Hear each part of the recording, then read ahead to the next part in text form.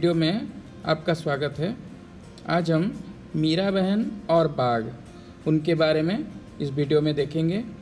तो आप मेरे पीछे देख रहे होंगे ये कौन सा जानवर है। बिल्कुल सही, यह एक बाघ है। तो आइए इस वीडियो में देखते हैं बाघ के बारे में और मीरा बहन जी के बारे में। तो आज का पाठ है मीरा बहन और बाघ।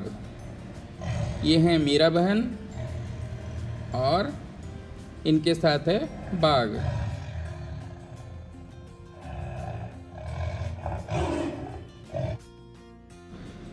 बच्चों, यह चित्र को देखो। क्या इस चित्र से आप जान पाओगे ये कौन से जगह में है? क्या ये चित्र देखो। अब देखिए, ठीक से पहचान सकते हैं आप। अभी ये झंडा देख के जान सकते हैं ये है लंदन, और ये लंदन का टावर ब्रिज। और जो मैं पहले आपको दिखाया वो था लंदन का बिग बेन। ये है बिग बेन। तो मीरा बहन जी का जन्म इंग्लैंड में हुआ था।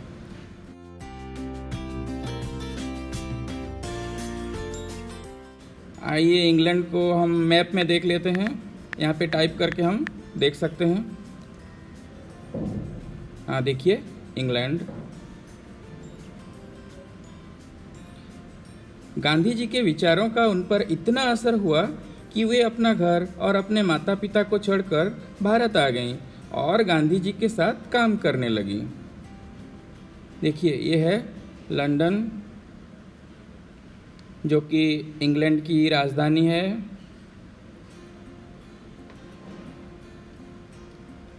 ये देखिए, और उसको बड़ा करके देख सकते हैं। ये है लंदन का मानचित्र।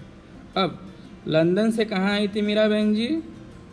हाँ, मीरा बहन जी भारत आई थी। तो भारत कहाँ पे है थोड़ा देखेंगे। ये है, देखिए वो कैसे किस तरह आई होंगी, इतना दूर से कैसे आई होंगी। देखिए हम अगर आएंगे तो ऐसे आएंगे।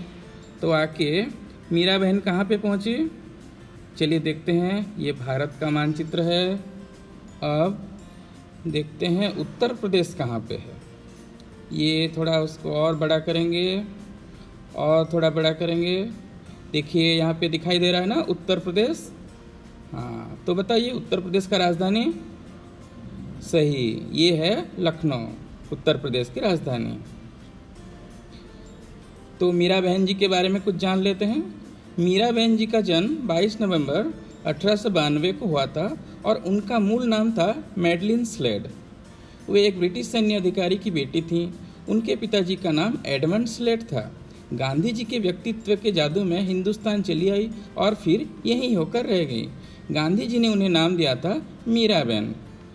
वह प्रकृति से प्रेम करती थी तथा अपने बचपन से ही सादा जीवन से उन्हें प्यार था।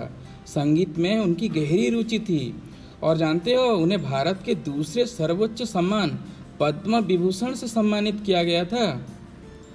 ये है हमारे प्यारे बापू यानी महात्मा गांधी।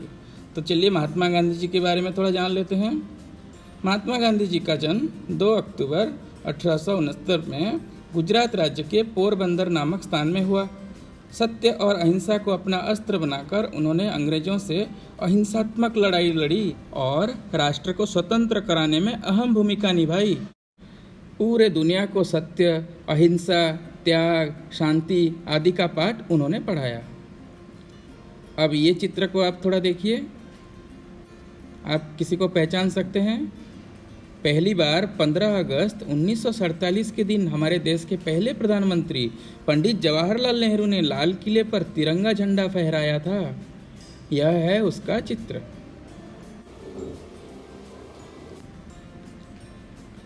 सन 1947 में इसी दिन भारत के निवासियों ने ब्रिटिश शासन से स्वतंत्रता प्राप्त की थी। भारत को सन 1947 में आज़ादी मिली। आज़ादी के 5 साल बाद, मतलब 1947 के 5 साल बाद कौन सा साल होगा? सही बोले, ये होगा 1952। तो 1952 में क्या हुआ था, आइए कहानी को थोड़ा पढ़ते हैं। यह एक पहाड़ी गांव है। आज़ादी के 5 साल बाद उन्होंने यानी मीरा बहन ने उत्तर प्रदेश के एक पहाड़ी गांव गेवली में गोपाल आश्रम की स्थापना की। उस आश्रम में मीरा बहन का बहुत सारा समय पालतू पशुओं की देखभाल में बीतता था। आप देख सकते हैं कितने सारे पालतू जानवर। लेकिन गेवली गांव के आसपास के जंगलों में बाघ जैसे खतरनाक जानवर भी रहते थे। पहाड़ी गांव में अक्सर बाघ का डर बना रहता है।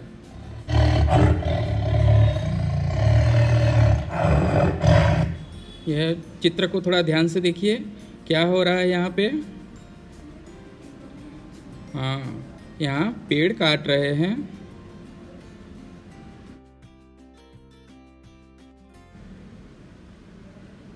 यह भी ध्यान से देखिए, पेड़ को काट के, जंगल को काट के कैसे लकड़ी ले जा रहे हैं।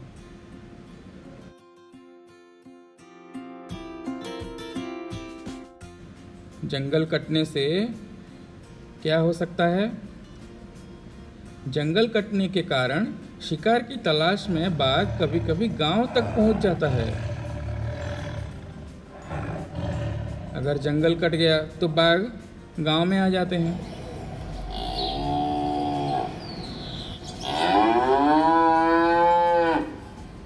और कितने सारे जानवर होते हैं गांव में, पालतू जानवर। तो गेवली गांव में एक बार यही हुआ। एक बाघ ने गांव में घुसकर एक गाय को मार डाला। सुबह होते ही यह खबर पूरे गांव में फैल गई।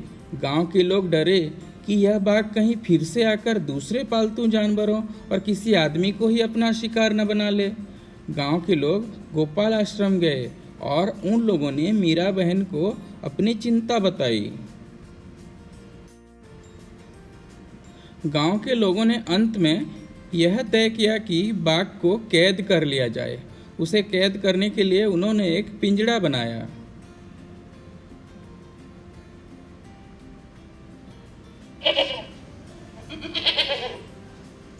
पिंजड़े के अंदर एक बकरी बांधी।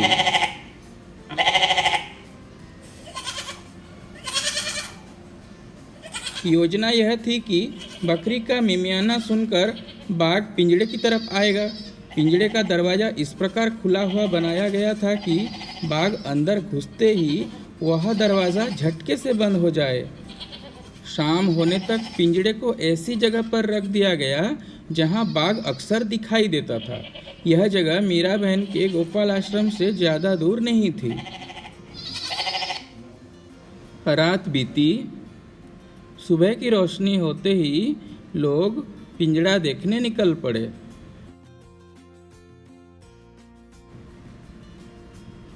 उन्होंने दूर से देखा कि पिंजड़े का दरवाज़ा बंद है।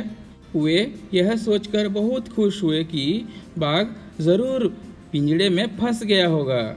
लेकिन जब वे पिंजड़े के पास पहुँचे तो क्या देखते हैं, पिंजड़े में बाघ नहीं था। लोग चकित थे, बाघ के अंदर गए बिना पिंजड़ा बंद कैसे हो गया। लोग मीरा बहन के पास पहुँचे। लोगों ने सोचा कि गोपाल आश्रम पास में ही था, इसलिए शायद मीरा बहन को मालूम हो कि रात में क्या हुआ। पूछने पर मीरा बहन बोली, देखो भाई, मुझे नींद नहीं आ रही थी।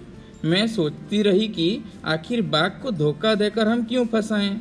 इसलिए मैं गई और पिंजड़े का दरवाज़ा बंद कर आई।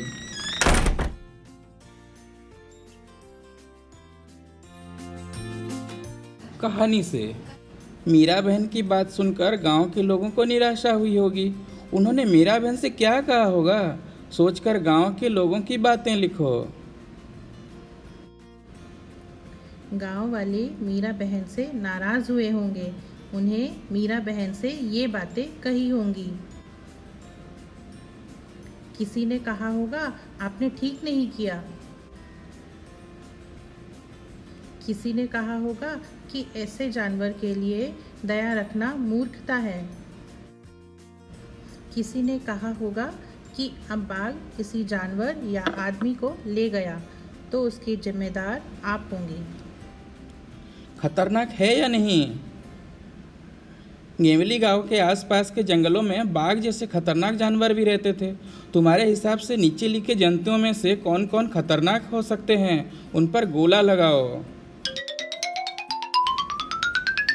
चीता, कुत्ता, सांप, बिच्छू, भालू। कह रही हूँ। जिनके नाम पर तुमने गोला लगाया वे कब खतरनाक हो सकते हैं? चीता, जब कोई उनको नुकसान पहुंचाता है या वे बहुत दिनों तक भूखे होते हैं तब ये खतरनाक हो सकते हैं।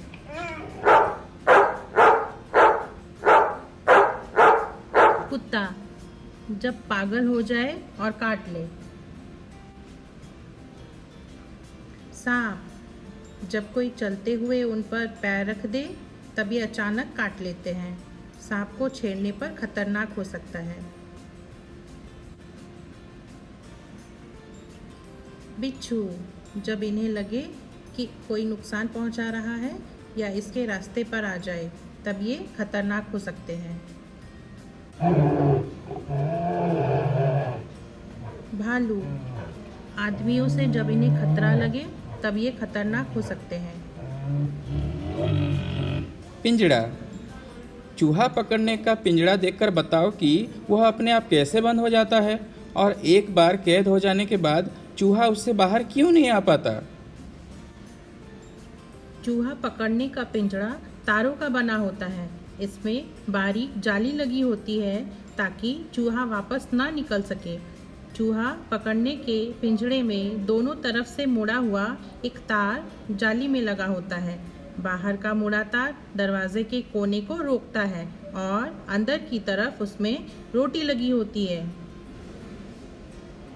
जैसे ही चूहा अंदर घुसकर रोटी खींचता है वैसे ही बाहर का कुंडा निकल जाता है और झटके से दरवाज़ा बंद हो जाता है। चूहा फंस जाता है। वह दरवाज़ा फिर नहीं खुलता जिस कारण चूहा बाहर नहीं आ सकता।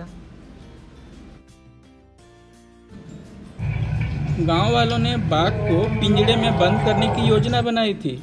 किसी आज़ाद पशु या पक्षी को पिंजड़े में बंद करके रखना सही है या गलत? क्यों? किसी आज़ाद पशु या पक्षी को पिंजड़े में बंद करके रखना गलत है। यह उसके प्रति अन्याय है। आज़ादी सभी को अच्छी लगती है। स्वतंत्रता सबको प्यारी होती है। उसका प्राकृतिक स्वभाव, आदतें, खाना पीना, चलना फिरना, उड़ना आदि प्रभावित हो जाते हैं। सभी चाहते हैं कि वह आज़ादी पूर्वक चलें, घूमें और खाएं। इसमें हस्तक्षेप करने का किसी को अधिकार नहीं है। क्यों? कैसे? अपने मन से सोचकर लिखो। ऐसा कैसे किया होगा? बाघ की खबर पूरे गांव में फैल गई। कैसे? गांव छोटे होते हैं, उनकी आबादी बहुत कम होती है। एक व्यक्ति से दूसरे व्यक्ति तक खबर पहुंचने में देर नहीं लगती। इस प्रकार पूरे गांव में खबर फैल गई।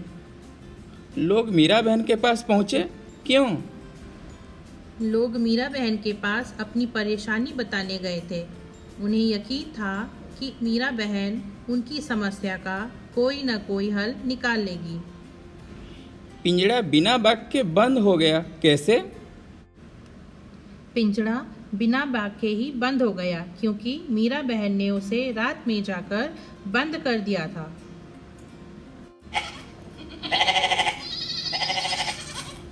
बकरी कहे कहानी। सोचो, अगर यह कहानी बकरी सुनाती तो क्या क्या बताती? उसकी कहानी मज़ेदार होती ना। बकरी अपनी कहानी में क्या क्या बताती? अगर बकरी यह कहानी बताती तो निश्चय ही कहानी मज़ेदार होती। बकरी ने कहानी सुनाई कि वह एक रात गाय के पास ही बंधी थी। अचानक बाघ आया और गाय पर झपटा। मैं तो डरकर एक कोने में छिप गई। मैं तो बहुत ही डर गई और ज़ोर ज़ोर से मिमियाने लगी। डर के मारे मैं कांपने लगी। मैं ठंड भरी रात में भी पसीने से भीग गई थी। यह देखकर मैं इतना डर गई कि मुझे होश ही नहीं रहा। थोड़ी देर बाद जब होश आया तो देखा आधी रात में मीरा बहन ने पिंजड़े का दरवाज़ा बंद कर दिया। तब मेरी जान में जान आई और मैं बच गई।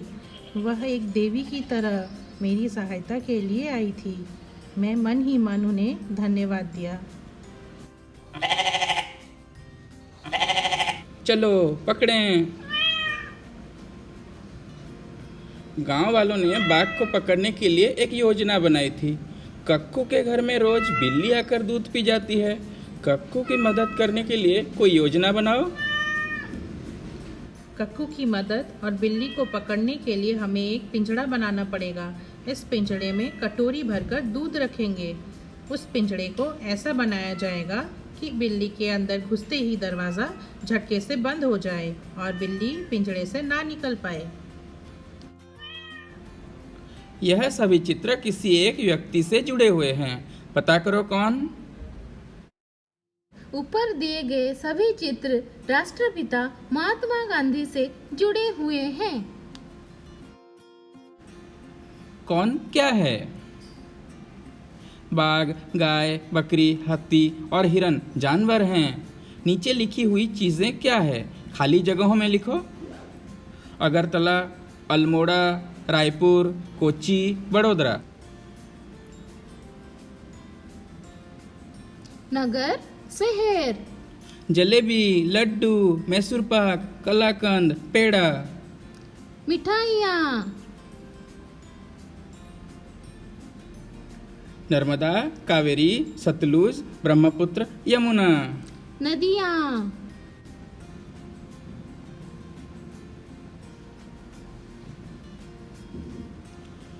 बरगद, नारियल, पीपल, चीड़, नीम। पेड़।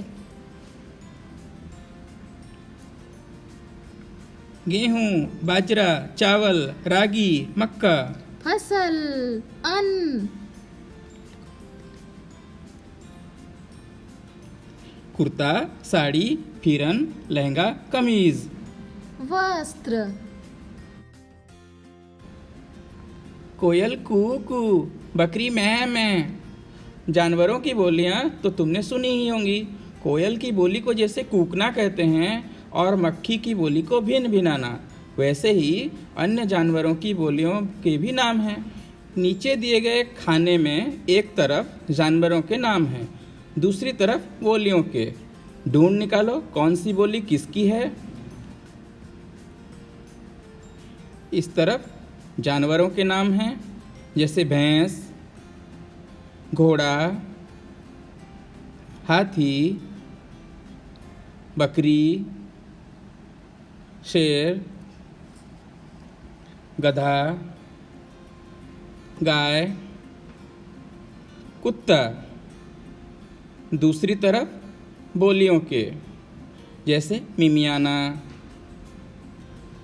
रंभाना, चिंघाड़ना, हिनहिनाना, रेंकना, रंभाना, भौंकना, दहाड़ना। अब इन्हें जोड़िए। भैंस, रंभाना, घोड़ा, हिनहिनाना, हाथी, चिंघाड़ना, बकरी, मिमियाना, शेर, दहाड़ना, गधा, रेंकना, गाय, रंभाना, कुत्ता, भौंकना।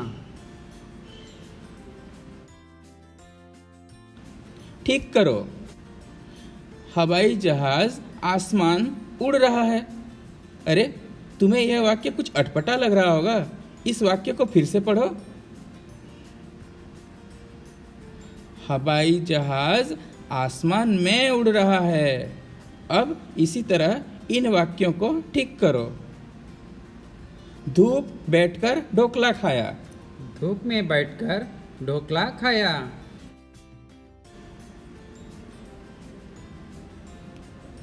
पुतुल काम करने मना कर दिया। पुतुल ने काम करने से मना कर दिया। लता सब मूंगफली खिलाई। लता ने सबको मूंगफली खिलाई। पहाड़ी गांव बाघ डर बना रहा है। पहाड़ी गांव में बाघ का डर बना रहा है। अब ये सभी शब्द फिर से लिखो जिन्हें तुमने जोड़ा है। में, ने, से, ने, को, में, का। धन्यवाद।